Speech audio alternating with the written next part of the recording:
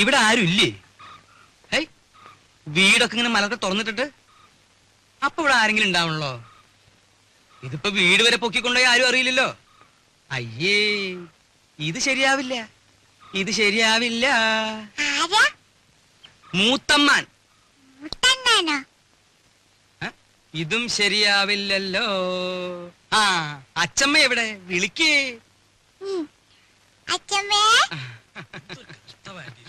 പിരിവുകാരെ കൊണ്ടു ശങ്കുമാനോ? എന്താ സംശയമുണ്ടോ? വേറെ ആരുടെങ്കിലും ചായ തോന്നുന്നുണ്ടോ? അല്ല, ഈ ഇലക്ഷൻകാർ വോട്ട് ചോദിക്കാൻ വരാറുണ്ടേ. പെട്ടെന്ന് കണ്ടപ്പോ ഒറ്റ ഞാനാടി സരസ്വതി. ശങ്കുമാൻ വന്നിരിക്കണോ? ആ, ശങ്കുവപ്പയോ? കാണാതായപ്പോ ഒരാളിനെ അങ്ങോട്ട് പറഞ്ഞയച്ചാലോ എന്ന് വിചാരിക്കായിരുന്നു ഞാൻ. അതൊക്കെ എത്തേണ്ട സമയത്ത് ഞാൻ എത്തില്ലേ എന്റെ പെങ്ങളെ. എന്താ സരസ്വതി നിനക്കൊരു ക്ഷീണം? ഓ, ഒന്നും പറയണ്ട എന്റെ ഓപ്പേ. എന്താ പറ്റിയേ? ഈയിടെയായിട്ട് ശ്വാസം ഉള്ളിലോട്ട് എടുക്കുമ്പോ വയറ് വന്ന് ഭമ്മന്നങ്ങ് വീർക്കും. പുറത്തേക്ക് വിടുമ്പം ചൂന്നങ്ങ് ചൊട്ടും. അകത്തേക്ക് എടുക്കുമ്പോ വീർക്കും, പുറത്തേക്ക് വിടുമ്പോ ചൊട്ടും. അതിപ്പോ എല്ലാവർക്കും അങ്ങനെ തന്നെയല്ലേ? അല്ല. ആ, ഈയിടെയായിട്ട് അപ്പച്ചിക്ക് പുതിയൊരു അസുഖം തുടങ്ങിയിട്ടുണ്ട്. അതെന്താ? എവിടെങ്കിലും ഇരുന്നാ പിന്നെ എഴുന്നേക്കാതെ ഒരടി നടക്കാൻ പറ്റില്ല. എങ്ങനെ എങ്ങനെ? എവിടെങ്കിലും ഇരുന്നാലേ പിന്നെ എഴുന്നേക്കാതെ ഒരടി നടക്കാൻ പറ്റില്ല. രാഘവ, ഓപ്പ ഇരുന്നാട്ടെ. ഉണ്ണി, ഒറ്റ തൊഴി. സൂപ്പിക്കല്ലേ സൂപ്പിക്കല്ലേ. നീ ഈയിടെയായിട്ടൊന്ന് കൊഴുത്തല്ലോടാ രാഘവ. ചുമ്മാ അല്ല, പണിയെടുത്തിട്ടാ. ആ, നിന്റെ പണിയൊക്കെ എനിക്കറിയാം. ആ, ഉണ്ണി വന്നത് ഞാൻ അറിഞ്ഞു. അതിനൊരു കഥയുണ്ട്, അത് ഞാൻ പിന്നെ പറയാം. ശങ്കുമാൻ കുറച്ചാള് നാട്ടിലൊന്നും ഇല്ലായിരുന്നു ഉണ്ണിയെ. കാശി വരെ ഒന്ന് പോയി. ശങ്കുമാനെ കാശിക്ക് പോണ പ്രായൊക്കെ എപ്പോഴേ കഴിഞ്ഞു. കാശിക്ക് പോയതേ ഭജനിരിക്കാനല്ല. പിന്നെന്തിനാണാവോ? 1 കിലോ ആപ്പിള് വാങ്ങാൻ. ഒന്ന് പോരാ അവിടുന്ന്. ബിസിനസിന്റെ ചില കാര്യങ്ങൾക്ക് വേണ്ടി പോയതാ. അതിനൊരു കഥയുണ്ട്, അത് ഞാൻ പിന്നെ പറയാം. ഒരാള് വന്നാ എന്താ വേണ്ടേന്ന് ചോദിക്കുക. ഇതൊക്കെ ഇനി നീ എന്നാടാ പഠിക്കരാകവാ? ഇപ്പൊ എന്താണാവോ വേണ്ടത്? സംഭാരം. ഇഞ്ചി, മുളക്, കറിവേപ്പിലൊക്കെ ഇട്ട് താൻ തന്നെ പോയി എടുത്തിട്ട് വാ. ജാനുവരത്തി ശങ്കുമാന് കുടിക്കാൻ കുറച്ച് സംഭാരം. ജോലിക്ക് ആളെ വെച്ചിട്ടുണ്ടേ. ഇവിടെ വരടോ. എന്റെ പെങ്ങളുടെ പുക കണ്ടേ ഇവിടുന്ന് പോവുള്ളൂ അല്ലേ?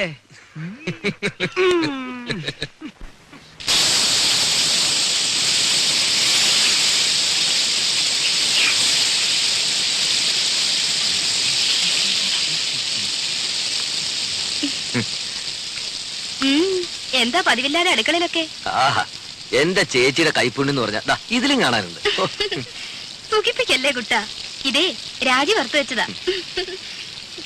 അല്ല, പറഞ്ഞോളി കക്ഷിയോട്. ആ, അപ്പൊ അതറിയാനാ വന്നത്? ഞാൻ ചുമ്മാ അങ്ങനെ കറങ്ങി അങ്ങനെ. അദ്ദേഹം നീരാട്ട് തുടങ്ങി തോന്നുന്നു.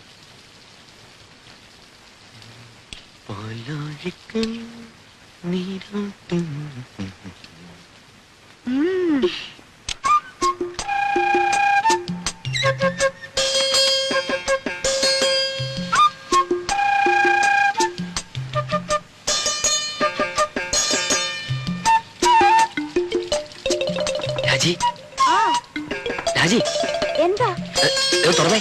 എന്തിനാ? ആ, തുറക്ക്. എന്താണ് പറയാൻ? ഒരു കാര്യമുണ്ട്, തുറക്ക്. ഞാൻ കുളി കഴിഞ്ഞിട്ടില്ല. അതൊന്നും സാരമില്ലെന്ന് തുറക്ക്. അമ്മാവനെ. അമ്മാവൻ? ആ, അമ്മാവന്റെ കാര്യം കുറച്ച് കുഴപ്പ. തുറക്ക്, പറയാം. എന്താ? അമ്മാവനെ. അയ്യോ, എന്താ ഉണ്ണിട്ടത്? വേണ്ട ഉണ്ണിയുടെ പുറത്തു പോ. വേണ്ട. ആരുമില്ലെന്നേ.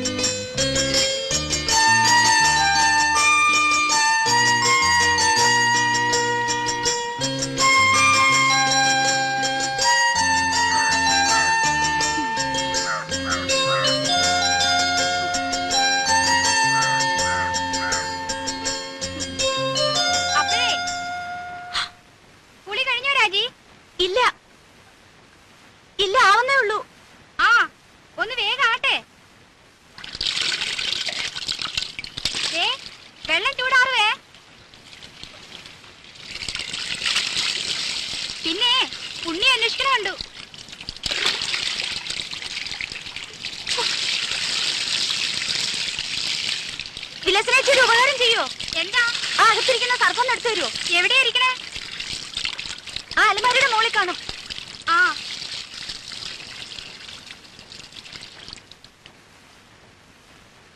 പോയി. പോവാൻ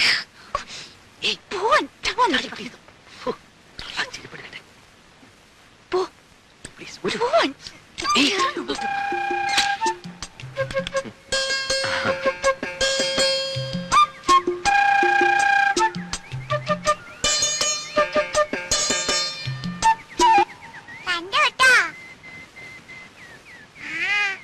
എന്ത് കണ്ടുപിടി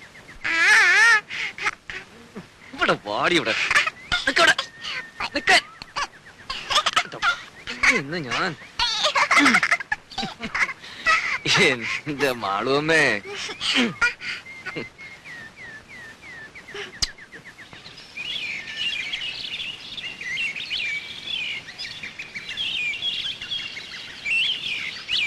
ഒരു സ്വസ്ഥത ഇല്ലെന്ന് വെച്ചാ ശയന പ്രദക്ഷിണം, അത് കഴിഞ്ഞപ്പോ ഒരു ഷഷ്ടി പൂർത്തി, ഓരോ കുരിശുകളെ. അതിനിടയ്ക്ക് കുറെ ബന്ധുക്കളും വന്നു കൂടിയിട്ടുണ്ട്. എഴുന്നള്ളത്ത് ഇത്രയും കൂടെ തീർന്നോ അല്ല ഇനിയുണ്ടോ ആവോ? എന്നാ ഈ വന്ന് കേറുന്നവർക്കെങ്കിലും ഒരു കോമൺ സെൻസ് വേണ്ടേ? അതുമില്ല. ഒരു വീടാവുമ്പോ ഇങ്ങനെയൊക്കെ അല്ലേ ഉണ്ണേട്ടാ? ഇങ്ങനെയൊന്നും അല്ല. ഇത് ഇവിടുത്തെ മാത്രം ഒരു ചിട്ടയാ, വേറെ എവിടെ ഞാനിങ്ങനെ കണ്ടിട്ടില്ല. ആകെയുള്ളത് കുറച്ചാണത് ലീവാ. അത്ര വിഷമമുള്ള ആൾക്ക് എന്നെ മോളെയും കൊണ്ടുവരുന്നല്ലോ.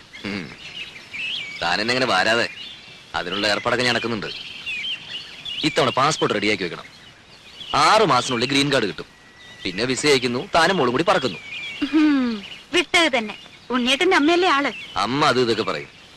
എത്ര നാളെന്ന് വെച്ചാൽ ഒറ്റയ്ക്ക് ഇങ്ങനെ കഴിയാ? എന്തായാലും ഞാൻ ചിലതൊക്കെ തീരുമാനിച്ചിട്ടുണ്ട്. ആ നാളെ തന്നെ പോയി പാസ്പോർട്ടിന് അപ്ലൈ ചെയ്യണം. സ്വപ്നം കാണാം. ഈ ഷഷ്ടിപൂർത്തി എന്ന് പറയുമ്പോ വേണ്ടപ്പെട്ടവരൊന്നും ഒഴിവാക്കാൻ പറ്റില്ല. വേണ്ടപ്പെട്ടവരെയൊക്കെ വിളിച്ചിട്ടുണ്ട്. എന്താ? രാജയുടെ അച്ഛനെ വിളിച്ചിട്ടില്ലെന്ന്. വേണ്ടപ്പെട്ടവരെയൊക്കെ വിളിച്ചിട്ടുണ്ടെന്നാ പറഞ്ഞത്. അതല്ല സരസ്വതി, ഇനിയിപ്പോ പഴയ അത് വിരോധം മാത്രം ഓപ്പ പറയണ്ട. അവിടെ ആങ്ങളെ കെട്ടിക്കൊണ്ടു വന്നത് ആരെയാ? ഒരു നസ്രാണിച്ച്. എന്നിട്ട് ആ കാർന്നൊരു 2 കൈ നീട്ട് സ്വീകരിക്കാനും. എന്നെ കൊണ്ട് കൂടുതലൊന്നും പറയിക്കണ്ട കേട്ടാ. ആ കുടുംബത്തിൽ നിന്ന് ഒരുത്തി അവിടെ കയറ്റിയത് തൃപ്തി ഉണ്ടായിട്ടൊന്നുമല്ല. എന്റെ മോൻ കുരുങ്ങി പോയില്ലേ, ഇനിയിപ്പോ ഉപേക്ഷിക്കാൻ പറ്റുമോ? അത് അതോടെ മതി. അതിനപ്പുറത്തുള്ള ലോഹ്യൊന്നും വേണ്ട.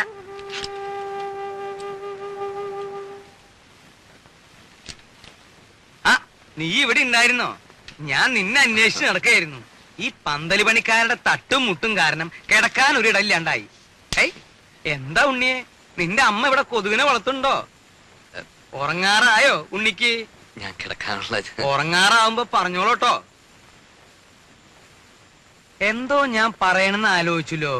ആ നീ വന്ന വിവരം ഞാൻ എങ്ങനെ അറിഞ്ഞു എന്ന്, അതൊരു വലിയ കഥയാ. നീ നമ്മുടെ കിഴക്കേടത്തെ കാർത്തേനിയമ്മയുടെ മകൻ ഗോപാലൻ അറിയൂ? മനസ്സിലായി. കാലിന് കുറച്ച് സുഖമില്ലാത്ത. അത് ഭാസ്കരൻ. അവന്റെ കഥ ഞാൻ വേറെ പറയാം. അവൻ ഒരു വേൽത്തിപ്പെണ്ണായിട്ട് ചില കാര്യങ്ങളും അതും മറ്റതും മറിച്ചതും ഒക്കെ, അതൊക്കെ ഞാൻ എല്ലാവരും ഉറങ്ങിയതിന് ശേഷം പറയാം. ഇത് ഭാസ്കരന്റെ അനിയൻ ഗോപാലൻ. ഓ ഞാൻ അറിയും. നീ അറിയൂ അവനെ? അവനൊരു കളിപ്പേരുണ്ടല്ലോ. നല്ല ഉറക്കം തൂങ്ങിട്ട് പോയി ഞാൻ. ഉറക്കം തൂങ്ങി. അത് അവന്റെ അനിയൻ. ഇത് ഗോലി. അവൻ ഇങ്ങനെ ഉരുണ്ടാണല്ലോ നടക്കണേ.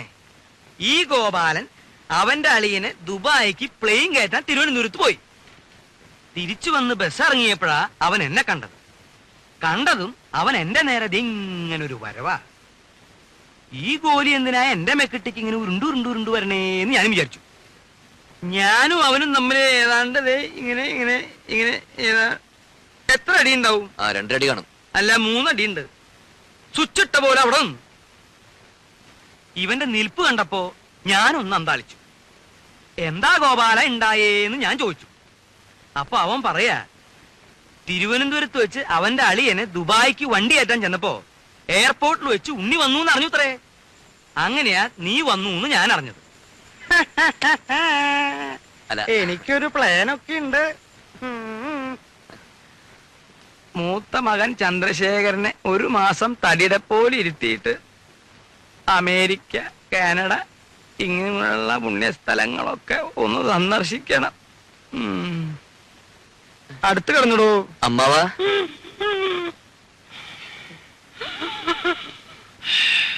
അമ്മാവാ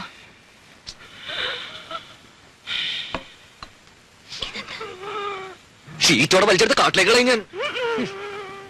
ഈ വീട്ടിലൊരു സ്വസ്ഥതയില്ല.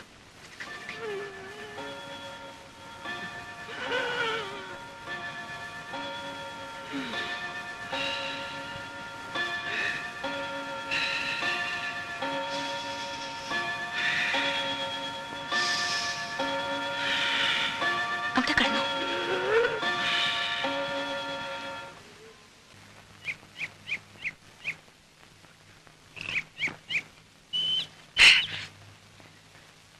രാഘവട്ടം കണ്ടോ? ഇന്നൊരു 4 അടിച്ചിട്ട് ഞാനൊന്ന് പെരുമാറാൻ പോവാ. വന്നിട്ടേ ദിവസം 3 മനുഷ്യനിവിടെ പ്രാന്തെടുത്തു തുടങ്ങി. ഒരു പെങ്ങളുള്ളത് ഇരുട്ടാവുമ്പോ അളിയനെയും കൂട്ടി മുറി കയറി കഥ അടയ്ക്കും. അമ്മയുടെ കാര്യം പിന്നെ പറയണ്ടല്ലോ. വരുന്നവർക്ക് മുഴുവൻ ചേക്കറ ഞങ്ങളുടെ ആ കൊച്ചുമുറി. സാധാരണ മക്കള് ലീവി വരുമ്പോ മറ്റുള്ളവർ ഒഴിഞ്ഞു കൊടുക്കും. ഇവിടെ അതല്ല, സ്നേഹിച്ച് കൊല്ലുകയല്ലേ. എന്റെ ബലമായ സംശയം ഇനി ആരെങ്കിലും വന്നാൽ എന്നെ ഉണ്ണിയെ ഇറക്കി തൊഴുത്തി കിടത്തുവന്ന. ഓ പിന്നെ ഇറങ്ങി കിടക്കാം. ഇനി ഇങ്ങ് വരട്ടെ. സ്വയംഭം സാധനം. ഒരു കുപ്പിയെ കൊണ്ടുവന്നുള്ളൂ. ഇല്ല, ഒരു കപ്പൽ നിറച്ച് പുറകെ വന്നിട്ട്. അല്ല ഇതാരും ഇത് പിന്നെ ഈ തേനാണ്. ഓ അയ്യോ വേണ്ട, അറിഞ്ഞിരിക്കട്ടെ. തേനില്ലല്ലോ അച്ഛൻ ഇന്നലെ കുടിക്കല്ല. അത് ശരി. മാളൂട്ടി ഇത് ആരോടും പറയരുതേ. മോൾക്കച്ഛൻ മിഠായി, ബിസ്ക്കറ്റ്, ചോക്ലേറ്റ് ഒക്കെ വാങ്ങി തരും. പറയോ?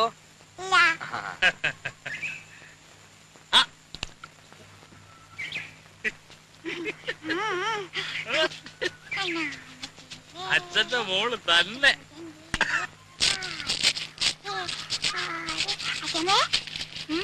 കൈയൊന്നും വേണപ്പോ. എന്തോന്നാ അനക്ക് നോക്കട്ടെ.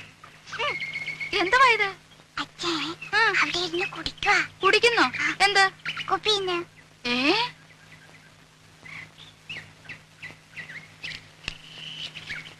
എടാ ഇവിടെ വാടാ. പൊളിച്ച് കളിക്കുന്നോ? ഇവിടെ വാടാ. നീയാ വിളിക്കണേ. ഒരാളല്ല രണ്ടും. ഇത്തിരി വിട്ട് നിന്നാ മതി. ഇവിടെ വരാൻ.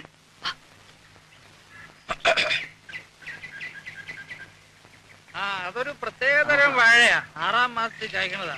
ഞാൻ നട്ടതാ. എടാ ഇങ്ങോട്ട് വാടാ. വാ.